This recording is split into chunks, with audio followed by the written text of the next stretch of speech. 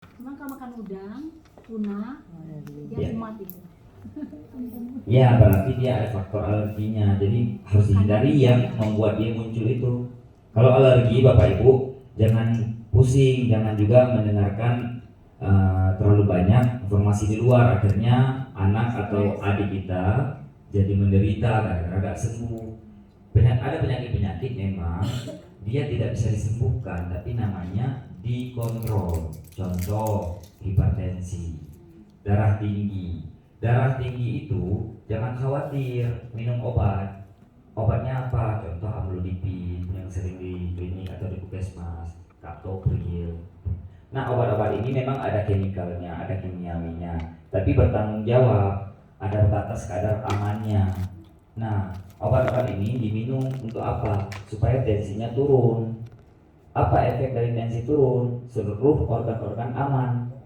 Kalau tensi kita tinggi, memang kadang-kadang kita nggak berefek, tidak ada pusing, tidak ada apa. Tensi saya kok tinggi 170 misalnya. Nah, efeknya apa? Setahun 2 tahun kemudian ginjal kita jebol. Namanya apa? Jantung udah pasti. Jantung, ginjal jebol itu yang paling mengerikan. Jadi rusak apa namanya?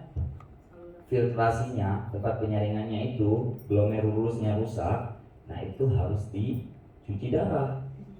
Cuci darah itu seminggu 2 kali. Bayangin, gara-gara hal sepele, tapi efeknya adalah seumur hidup harus cuci darah. Tidak cuci darah, saya nggak mau cuci darah, ya nggak apa-apa, 2 hari meninggal. Kan begitu, ureum kreatininnya tinggi. Nah, ini kan ilmu sebenarnya. Di lapangan nggak tersebar karena semua kita merasa pinter. Kadang kita merasa mana ada, kita nggak merasakan apa-apa. Ngapain minum obat? Apalagi dengan tetangga, minum daun A, daun B, daun C. Padahal yang sembuh belum ada satupun dengan minum daun. Yang maksud saya bukan sembuh, yang turun tensinya gara-gara minum daun itu sudah ada buktinya belum? Kalau ada pun cuma dia sendiri. Sudah terbukti setiap hari enggak. Sedangkan obat itu sudah diteliti jutaan orang minum dan sejutanya itu turun begitu. Yang paling penting tensinya itu turun dulu. Masalah obat, kalaupun khawatir katanya ada kimianya, efek samping. Nah, di dunia kedokteran itu dunia yang paling jujur menurut saya. Kenapa? Karena begini, jika ada obat namanya amlodipin, komposisinya apa? Amlodipin. Kemudian efek sampingnya apa? Dibuat di situ efek sampingnya. Maksud dibuat itu supaya kita mengerti kalau terjadi seperti itu, berarti itu efek samping dari obat tersebut. Gak perlu khawatir, tinggal kita atasi. Tetapi yang terjadi efek samping dari obat itu hanya 1 dari sejuta yang pakai begitu.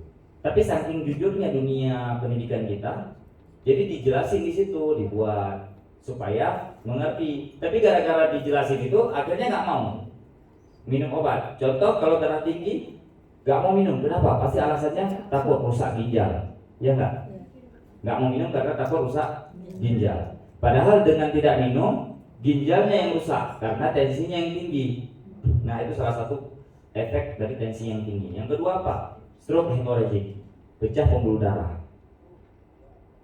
Kalau Bapak Ibu pernah lihat orang-orang tiba-tiba lagi berdiri jatuh, dibawa ke rumah sakit tidak sadarkan diri, besoknya meninggal. Nah, itu kemungkinan dari stroke hemorrhagic. Kalaupun bisa dibantu, harus dibuka kepalanya oleh bedah saraf. Jadi dioperasi, ambil darah yang menumpuk, langsung 50-50 juga. Nah, itu sebenarnya pencegahannya mudah dengan kita kontrol. Dan ini sangat sulit dilakukan oleh orang awam memang karena tidak mengerti.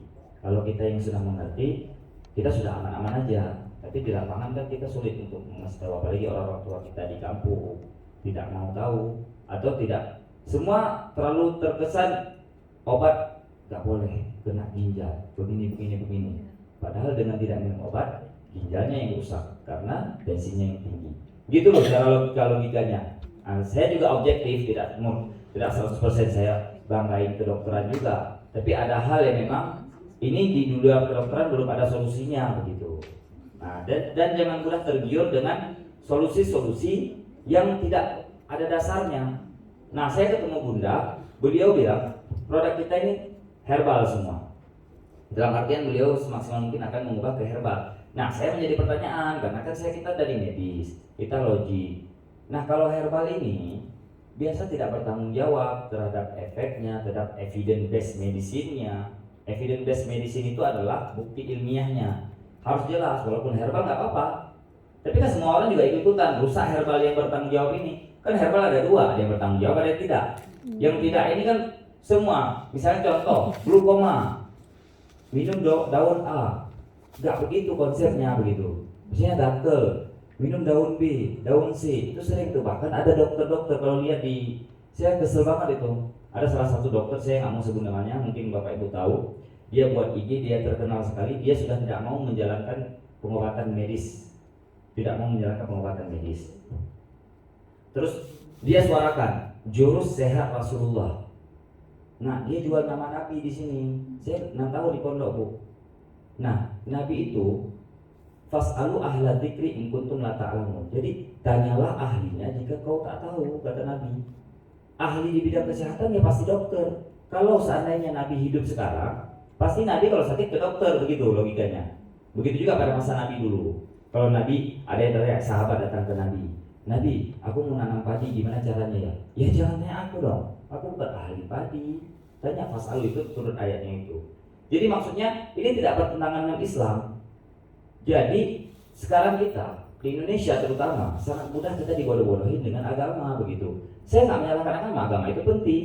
Maksud saya dalam kedokteran contohnya. Nah dokter-dokter pada bingung, nggak bisa melawan ini semua. Nah saya bisa karena saya alumni pondok. Nah saya tahu ini benar, ini enggak. Herbal boleh. Masalahnya kalau sesuatu contoh kayak darah tinggi tadi saya bilang, ini masalahnya kan kita hari-hari kita lihat di lapangan. Saya di IGD saya lihat bagaimana resiko, bagaimana orang meninggal gara-gara sesuatu hal yang nggak penting maksudnya. Walaupun itu sudah ajal. Seperti stroke hemorragik itu sangat bisa dicegah, dengan kontrol tekanan darahnya. Nah untuk kontrol tekanan darah maksudnya tidak tinggi, itu bisa dengan banyak hal. Tapi yang sudah pasti dan mudah dilakukan sekarang adalah dengan obat-obat medis, begitu. Kalau obat herbal teruji dan terbukti, nah silahkan. Tapi tidak mudah Bu, itu perlu ilmu semua. Maksudnya tidak akan kita dapatkan dengan semudah kita dapat beli obat di apotek, begitu. Nah dokter tersebut di IG-nya buat di situ adalah jurus sehat Rasulullah. Jadi jurus sehat Rasulullah. Seluruh feed dia isi kepala dia, kan begitu? Ngerti nggak maksud saya? Tapi kan orang langsung pikir, oh kalau sehat, padahal nggak ada. Nabi nggak pernah bahas glukoma obatnya ini, darah tinggi obatnya ini, nggak ada. Tapi di situ jurus sehat Rasulullah. Jadi semuanya, kalau darah tinggi minum daun ini ya, kalau ini batang ini, batang itu, batang ini. Saya nggak menyalahkan itu, tapi yang sudah jelas ada bukti ilmiahnya, itu yang kita jalankan dan itu juga sesuai dengan ajaran Islam. Baik, itu dia. Semakin panjang kita diskusi, banyak banget nanti yang saya jelasin. Jadi ada pertanyaan nggak yang mau ditanyakan? Seputaran tadi, kulit, seputaran yang umum boleh? Ya, gimana Bu? Tadi menjelaskan. Ya. Tapi saya agak lupa lagi karena panjang. Iya panjang. Yang barusan. Jadi ini aja. Intinya begini, apa kaitan antara stres dengan kesehatan kulit? Oh iya pasti. Iya. Karena gini, kalau stres dia mainnya ke hormon. Jadi kalau stres semuanya bukan kulit doang, seluruh organ rusak. Kenapa? Karena hormon-hormon apa istilahnya? Otomatisnya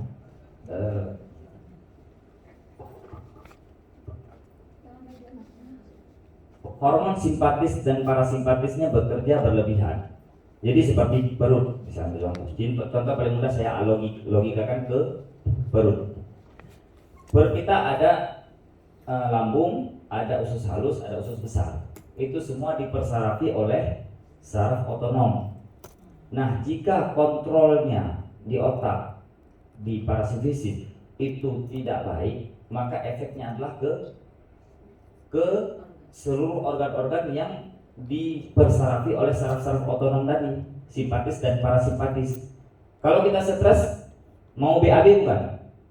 Nah, kenapa mau BAB? Karena gerakan peristaltik usus meningkat. Jadi usus kita, parasimpatis tadi itu, saraf simpatis membuat usus bergerak cepat. Jadi kalau kita stres, itu kan stres. Misalnya anak hilang misalnya, kita mau BAB aja atau apa, mau BAB aja gitu. Kita mau kencing aja. Kenapa orang stres juga kencing? Nah itu alasannya. Logikanya dapet gitu di kedokteran. Ya karena stres meningkatkan efek simpatis sehingga Nggak apa-apa.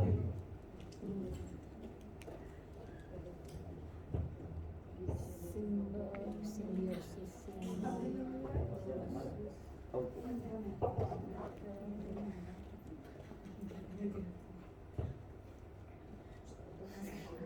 nah begitu Bu. Jadi ke kulit sudah pasti merusak seluruh pertahanan otonom yang tadi saya bilang. Jadi sekresi lemaknya bisa gak keluar, sekresi sebumnya juga gak keluar karena efek dari simpatis parasimpatisnya tadi. Oke. Mungkin bisa ditanyakan lagi, apa lagi yang mau ditanyakan kalau ada? Ya Bu, gimana? Bunda. Tertarik tentang alergi Yes. macam Ya. penyebabnya kadang debu saat dingin itu yang saya rasakan. Benar. Untuk mengendalikannya, jadi saya mencoba untuk walaupun atau kalau ya tidak. Kurang kedengaran. Terima kasih dok. Ya. Terima kasih. Saya tertarik dengan alergi karena ada keturunan alergi. Jadi alerginya macam-macam. Kalau yang saya alami itu alergi karena udara dingin atau karena debu. Nah itu biasanya langsung timbul bentol-bentol yang cukup besar. Nah waktu awal-awal timbul mengganggu, tapi lama-lama saya coba abaikan, tidak terlalu diperhatikan. Jadi tidak mengganggu lagi. Jadi tidak meminum obat apapun. Nah, apakah memang seperti itu yang harus kita lakukan untuk mengendalikan itu? Nah, tapi ada anak saya itu alerginya berkucing, tapi dia suka kucing. Nah, itu kan repot ya. Gitu. Benar, repot itu. Sampai kadang sampai keluar ingus yang banyak. Nah, gimana cara mengatasinya gitu kan? Ya, rinitis alergi itu. Nah, kalau alergi sejauh ilmu pengetahuan kedokteran modern memang belum ada yang bisa menyembuhkan secara utuh. Ini ilmu kedokteran modern saya bilang ya. Kalau di luar sana ada yang mengatakan bisa sembuh, silahkan coba. Ya paling ya 50-50 seperti saya bilang tadi itu yang saya jelaskan tadi secara umum. Nah di kedokteran modern ada yang penyakit-penyakit yang hanya bisa dikontrol dan ada yang bisa disembuhkan. Termasuk alergi ini yang dikontrol. Di kedokteran juga ada sistemnya begini. Jika ada penyakit, orang datang ke kita, maka tanya keluhan dulu. Kalau dia tidak ada keluhan, itu tidak perlu kita obatin gitu. Keluhan dulu ada nggak? Kalau ada, baru kita cek darah dan sebagainya. Kalau misalnya kita cek duluan, check up itu untuk kerja boleh. Tapi kalau kita di praktek atau di rumah sakit, itu nggak mungkin kita mengobati sesuatu yang tidak sakit. Contoh seperti Ibu bilang tadi, tidak ada keluhan, ya aman berarti Bu. Ibu sudah nggak ada keluhan sekarang kan? Nah, gak apa-apa, selama ibu nggak merasa itu mengeluhkan, itu tidak berbahaya. Alergi memang ada stepnya. Kalau awal gatal-gatal doang, kedua bisa tambah parah, gatal-gatalnya. Terus apa efek terburuknya? Shock anafilaktik. Nah ini kan kalau awal-awal ini nggak ngerti nih. Apalagi pengobatan tradisional yang tidak bertanggung jawab ya. Alergi itu bukan sepele, itu bisa merenggang nyawa. Shock anafilaktik namanya, dan itu bukan 1-2 kejadiannya. Contoh, pasien datang, dia baru makan, tapi dia ada riwayat alergi. Makannya udah. Pernah ketemu nggak yang makan udah cuma gatal-gatal doang? Itu biasa. Tapi kalau sudah sesak, bibir bengkak, mata bengkak, sesak hebat, itu setengah jam meninggal Bu, nggak diatasi. Karena saluran pernapasan, makanya sesak ya. Itu namanya reaksi alergi, shock anafilaktik. Kita langsung masukin adrenalin, itu langsung plong. Nah jadi kadang-kadang nyawa itu kita selamatkan dengan mudah, meninggalnya juga mudah sebenarnya. Nah itu kadang-kadang beberapa penyakit begitu. Tapi ada penyakit memang sudah kronik, nah itu juga nggak mungkin kita sembuhkan dalam singkat. Ini penyakit-penyakit simpel maksud saya, yang fatal. Nah, alergi, shock anafilaktik. Nah yang ada riwayat alergi, kita keluarga atau orang tua itu harus wanti-wanti anak-anak kita itu jangan sampai dia shock anafilaktik. Makanya kita hindari benar. Contoh kayak kejang demam juga anak-anak. Nah itu kan tinggal atasi demamnya doang. Kayak sediain obat-obatan demam dan sampai umur 6 tahun. Setelah 6 tahun dia nggak akan lagi demam, nggak akan kejang lagi. Dia cuma sampai umur 6 tahun. Jadi jangan panik. Kadang-kadang kan kita pasien datang panik-panik karena kejang itu. Namanya awam. Oke, kita jelasin, ibu berarti sekarang harus sediain obat demam, paracetamol atau ibuprofen. Kalau demam hangat aja dikit langsung kasih, karena dia di atas 38 suhunya sudah kejang. Itu nggak perlu khawatir, itu bawaan kayak gitu. Sampai umur 6 tahun hilang itu. Nah, jadi kita atasi pemicunya. Nah, inilah ilmu kedokteran itu. Maksudnya kita cari solusi supaya tidak menimbulkan penyakitnya. Ya harus sabar. Ketika kita hipertensi ya kita harus minum obat dulu. Ketika kita alergi ya kita harus hindari pemicu-pemicunya. Nah, itulah ujian kita begitu. Ya. Lagi Siap, Bunda. tentang sangat Ya, Pak Haris silakan masuk. Ya, terima kasih dokter. Yang saya tanyakin mungkin ini kebiasaan kita mendengar ya tentang darah tinggi. Benar. Kenapa banyak orang bilang makan daging itu darah tinggi? Ini sejauh mana? Terus pertanyaan kedua, ya apa hubungannya dengan ilmu kedokteran gitu? Yang kedua adalah yang saya alami sendiri, saya pernah ke dokter cek itu tensinya normal 130, 20. Nah, suatu saat setiap saya head, saya coba periksa kenapa berkisar 150, 160. Saya tanya ke dokter, dok kenapa setiap saya head itu tekanan darah saya tinggi? Apa hubungannya? Oh nggak ada hubungan, betul nggak ada, katanya gitu. Kenapa? Kejadiannya di saya. Sampai saat ini belum ada jawaban dokter. Memang sebelum haid darahnya normal. Iya normal aja 120, 30 gitu ya. Tapi setiap saya head, saya periksa tuh penasaran gitu berapa bulan gitu. Haidnya banyak nggak tuh? Headnya normal aja sih 4-5 hari sih usia saya. Jumlah yang keluarnya per harinya banyak banget ya?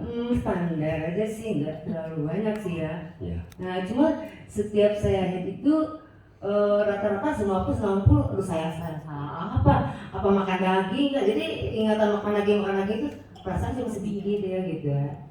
Iya. Mohon jawaban. Terima kasih. Nah, ini lagi-lagi dengan ilmu kedokteran modern yang saya jelasin, karena itu bidang saya. Jadi penyakit-penyakit seperti hipertensi dengan relatif penyakit DM, nah itu kan penyakit-penyakit yang dikatakan tidak sembuh, hanya bisa dikontrol, kan begitu. Nah seperti tensi tinggi kenapa? Kalau kita jelasin, ibu coba bayangin pipa yang dialirin dialirin air, selang dialirin air. Jika selang tahu gak selang? Yang dosmir gitu kan? Iya. Kan itu pembuluh darah kita tuh. Ya. Nah, kan di dalamnya air mengalir. Nah, pembuluh darah yang mengalir kan begitu. Kalau selangnya normal, elastisnya kalau selang itu oke lah. Kalau pembuluh darah kita kan elastis itu. Nah, mukosanya itu kan tipis. Pembuluh darah itu kan dari mukosa yang tipis. Nah, itu kan kalau dia aliran darahnya normal, maka tekanan darah itu kan nggak maksudnya apa? Ya mau pompa.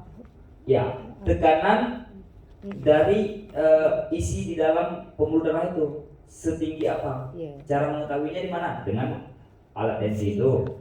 Cara mudahnya sebenarnya kalau kita bisa lihat dengan kasat mata, ketika aliran di dalam pembuluh darah itu kenceng, nah itu tinggi berarti. Nah, kalau nadi kita lihat, kita pegang nadi. Itu kan takikardi namanya. Nah, itu seringnya akan beriringan dengan tensi yang tinggi. Intinya begini, jika selang tekanan airnya normal, tapi akan menjadi tinggi kalau diapain? Yang pertama, kalau selangnya coba kita kecilin, kita sempitin, pasti airnya kencang nggak? Kencang ya. Seperti kita mau dosmir kena tuh, kita jepit, kencang kan jadinya. Iya. Nah itu maksud tekanan tinggi itu, kencang kan jadinya. Iya.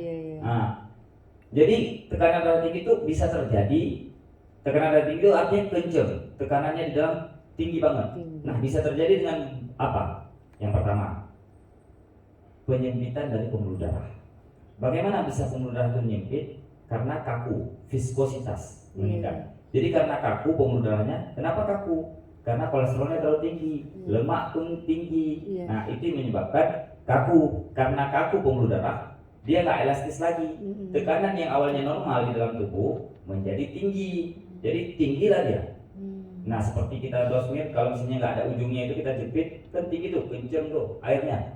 Nah pembuluh darah sekencang itu, bayangin dia beraliran darah di tubuh kita sekencang itu. Makanya kenapa pecah pembuluh darahnya. Jadi pas lewat di otak, pembuluh darah itu melingkar begini, dia mau belok ke sini tapi terlalu kencang, pecah. Nah itu dia stroke hemorrhagic namanya. Jadi stroke itu ada dua, stroke hemorrhagic dan stroke iskemik. Nah stroke hemorrhagic yang tadi saya bilang itu cepat meninggal dan cepat juga sembuh kalau bisa diatasi. Tapi kalau dari daerah udah nggak bisa itu pasti, karena dia harus ditangani sama dokter bedah saraf. Dibuka kepalanya, diambil, dijepit yang tadi pecah. Biayanya ratusan juta, 300-400 juta. Nah satu lagi stroke iskemik yang masih hidup tapi stroke lemah. Nah itu kemungkinan stroke iskemik, makanya dia masih bisa hidup tapi kekurangannya adalah dia lumpuh sebelah. Itu kenapa bisa? Nah itu juga penyumbatan trombus yang ada di otak. Kenapa? Karena lemak-lemak tadi, kolesterol dan lain sebagainya. Nah mengenai darah tinggi kenapa daging? Sebenarnya itu efek jangka panjang. Jadi kalau dagingnya banyak lemak, dia akan membuat lemak-lemak di pembuluh darah tadi, membuat kaku, makanya darah tinggi. Nah sebenarnya itu lebih ke pencegahan sebenarnya Bunda. Kalau misalnya langsung ya nggak ada efek sebenarnya. Intinya kalau darah tinggi kontrollah dengan obat-obatan yang dianjurkan. Begitu. Oke. Kasih. Jadi seru, jadi saya menikmati sekali dunia kedokteran karena dia ada ilmu-ilmu semua. Yang kadang-kadang orang mikir apa itu, padahal ada logikanya semua. Begitu. Makasih dokter. Siap. Iya. Makasih. Nah yang penting kulit-kulitnya ini saya mau belajar banyak terhadap Bunda nih. Makanya senang banget tadi sebelum Bunda datang saya udah jelasin sekilas pun. Mau nanya juga Bu. Iya silahkan Bunda. Tadi yang disebutkan juga sama dokter keloid ya. Iya benar keloid. Kebetulan saya ada bekas luka tabrakan. Iya. Jadi Di bagian mana Bun? di sini. Oh nggak bisa dilihat ya. Jadi ada sempat dipasang pendan di Ah. Ya, nah itu terjadi kayak maaf ya kayak tato yang bekas di setrika gitu ya. Iya. Nah itu bisa hilang nggak? Lama prosesnya. Jadi kalau misalnya mau cepat ya ke bedah plastik, jadi dibuka itu sebenarnya buang, dijahit lagi gitu ke bedah plastik kalau mau cepat. Kalau kita alami lama banget.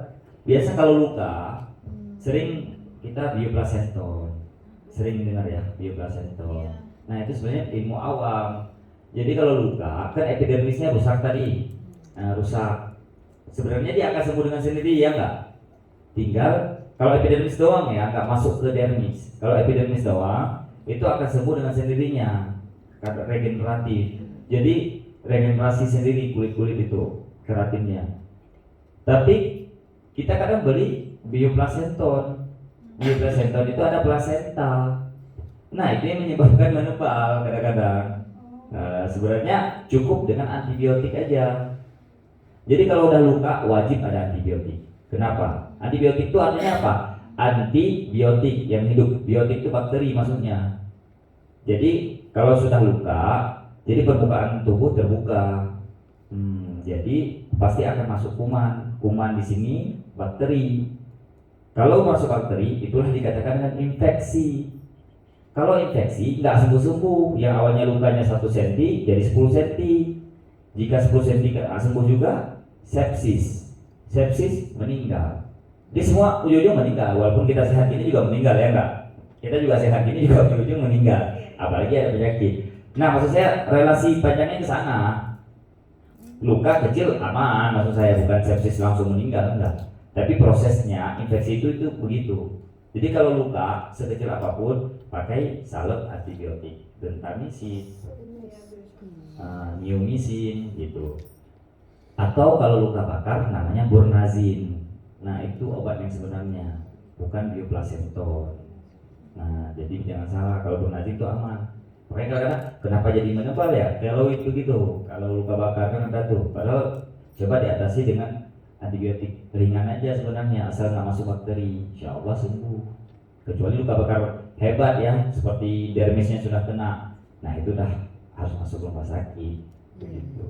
Tapi dok itu kan ada jeda ya, waktu saya di pen sama ke ambil pen lagi gitu, Benar. 6 bulan.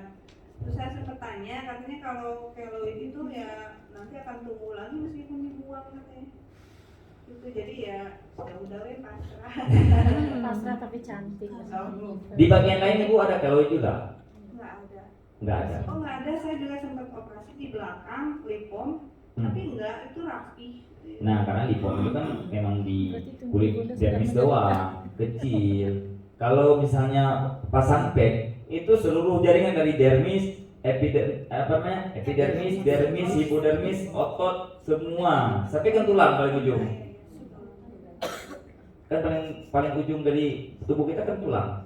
Nah sedangkan pad kan di tulangnya tuh jadi dibuka semua nih. Fascia bah, fascia ini, fascia itu semua dibuka. Nah itu kan semua perlu penyembuhan itu semua. Makanya naik ke atas jadi keloid gitu. Siapa? Kita kan kadang kulit tangan, kulit kaki itu kan pernah kayak ganti kulit gitu kan dok. Ya. Nah itu tuh kenapa terjadi kayak gitu? Terus misal lama nih, kan ada yang sebentar udah hilang, kadang ada yang jangkanya lama. Saya juga punya om itu kakinya itu sering banget kayak ngelupas gitu, dan itu jangka panjang. Dia sembuh sebentar terus gitu lagi kayak gitu. Ada lukanya enggak? Cuman kelupas normal aja? Cuman kelupas, cuma kalau kaki kan kulit kaki bawah lebih ke tebel ya. Ya. Jadi melupasnya memang agak tebel, tapi itu sering gitu. Nah itu udah berobat, udah pakai lotion, udah pakai apa itu kayak gitu terus. Ya. Cuma sebentar gitu, itu lagi kayak gitu lagi gitu loh. Nah Ya. itu penyebabnya apa? Kalau cuma kita juga kadang kan sekali waktu pernah juga kan. Ya. Nah itu Sesekali. penyebabnya ya, itu penyebabnya Kulit apa? kering itu. Terus, terus Yang- penyembuhannya kayak gimana gitu? Nah memang harus racikan krim yang sesuai. Nanti konsultasi sama Bunda Titin tuh. Oh iya. Karena itu bawaan kan, base kulitnya gitu. Kan Kalau ada yang kulit berminyak, punya kulit om kering. itu termasuk bawaan atau gimana ya? Ya maksudnya bawaan. Agak Kemungkinan ada sih penyakit nggak sih? biasa ada beberapa di usia yang agak tua kulitnya mengering, namanya serotik kayak gitu. Jadi memang gimana ya, kering banget memang. Saya nggak bisa lihat kan, nggak tahu, harus difoto nanti coba. Iya. Begitu. Sedikit ini. Nah, gimana? Sudah pada ngantuk ya? Ya semangat. Dokter ada nanya satu Ya, lagi boleh. Punten ya Bunda. Silakan. Aku sendiri mengalami ya, kebetulan dengan aktivitas yang begitu padat. Kalau Makasih. Ini Bunda mau nanya gini dok, kalau aktivitas itu terlalu banyak, aku pernah konsultasi sama dokter. Dulu pernah waktu melahirkan, aku kan pasang KB ya. Pas anak kedua itu teh bisa pasang spiral itu ternyata meleset gitu ya, hamil gitu ya. Pas 6 bulan kan nggak tahu kita hamil, bahwasanya ada dokter bilang hamil luar janin gitu ya. Hamil anggur macam-macam lah dengan pendapat. Nah waktu itu zaman dulu itu kan dengan cara bidan yang masing-masing memeriksa kita itu terlalu banyak bidan yang periksa, akhirnya ada infeksi katanya gitu ya. Cuman aku tuh waktu itu sempat pendarahan dan si janin itu memang harus dibuang, harus diselamatkan ibunya, berarti kireknya secara manual gitu ya. Nah cuman aku fobia gini dok, kalau aku kecapean aku langsung pendarahan gitu. Maksudnya ada stres mendengar orang ini saudara meninggal di mana gitu. Jadi menyampaikan aku tuh tidak bisa mendadak gitu, secara diam-diam dan secara santun. Pelan-pelan gitu. Iya, tapi kalau langsung bunuh saudara meninggal langsung mainnya drastis gitu, kayak pendarahan tapi sehari berhenti. Jadi Gitu. sebulan sebelum meninggal harus kasih tahu Bunda ya. Udah tahu gitu, otaknya udah begitu gitu, tidak bisa diam gitu ya. Nah itu bagaimana cara mengatasi, sekarang pun masih terjadi begitu Perdarahannya dari bawah. katanya. Maksudnya Iya dari haid, cuman haid itu sehari itu saja, besoknya langsung tidak lagi gitu. Dulu yang kuretnya siapa? Dokter Objin atau Dokter gimana? dulu Dokter Objin, dengan kan? dokter di Padang ya. Ya, maksudnya dokter Objin kan? Iya. Spesialis ya. Spesialis ya di Ahmad Mukhtar waktu itu. Memang sudah banyak bisa dengan berbagai pendapat gitu. Adalah di saat hamil 6 bulan itu kan spiral harus dikeluarin Iya. dalam janin, Mm-mm. tapi janin itu udah hancur gitu Iya. keluarinnya. Cuman faktor dari itu kalau aku misalnya jauh ke Jakarta ada tugas atau ke Batam apa tuh langsung naik pesawat tuh langsung naik. Ibu pernah cek darah belum? Hah? Cek darah? Sudah cek darah. Trombositnya bagus. Bagus. Faktor pembukuan Bagus. Cuman pernah sih dulu tabrakan juga di Cilenyi. Masuk karena kalau pendarahan gitu itu udah pasti permasalahannya kan faktor pembukuan darah. Tinggal dilihat aja nanti faktor pembukuan darah. Nah ini harus konsul memang. Jadi memang harus di